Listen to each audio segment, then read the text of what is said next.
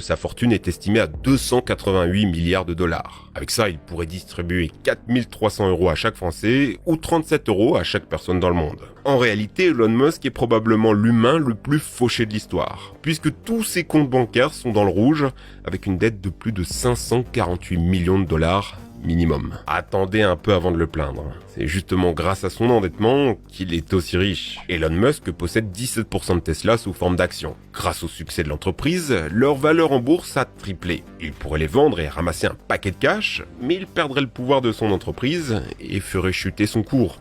Il est donc contraint de garder ses actions. Tous les jours, la fortune de Musk fluctue de plusieurs millions à la hausse comme à la baisse. Alors comment fait-il pour financer ses implants capillaires et l'éducation de sa famille? Grâce à la dette.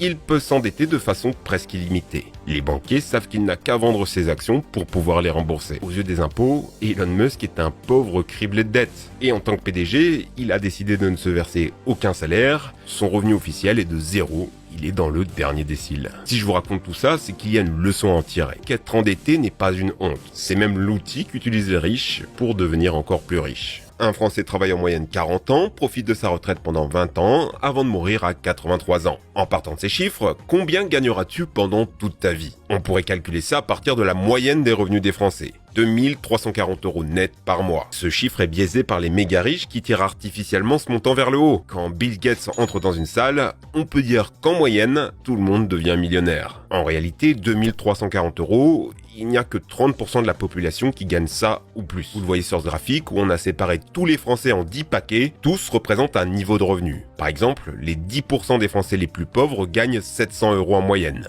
30% d'entre nous gagnent moins que le SMIC et 12% des Français vivent avec le salaire minimum. À l'autre bout du spectre, les 10% des Français les plus riches sont à plus de 4763 €, mais le top 1% des Français est à 9030 €. Si on veut une bonne estimation de ce que gagnent les Français, il faut prendre le revenu médian. 1790 € par mois, la moitié des Français gagnent plus, l'autre moitié moins. En travaillant 40 ans, ça te fait 860 000 € au total. À ça, tu ajoutes une retraite moyenne de 1340 € et un héritage médian de 70 000 €. Au final, la très grande majorité des Français gagneront plus d'1 million d'euros au total de leur vie. Pour être honnête, tu gagnes même un peu plus que tu ne le penses. Il y a un salaire caché que tu ne vois pas. Il t'est invisible, mais c'est bien toi qui le touches. Juste, tu peux pas l'utiliser. Ce sont les cotisations. Il y a un salaire net, c'est ce que tu touches, le brut, lui inclut tes cotisations, et le réel, c'est la somme totale versée par ton employeur. En France, presque la moitié de ce que tu touches n'est pas directement pour toi. Imaginons que tu es ingénieur, que tu te mettes super bien, 7200 € net par mois.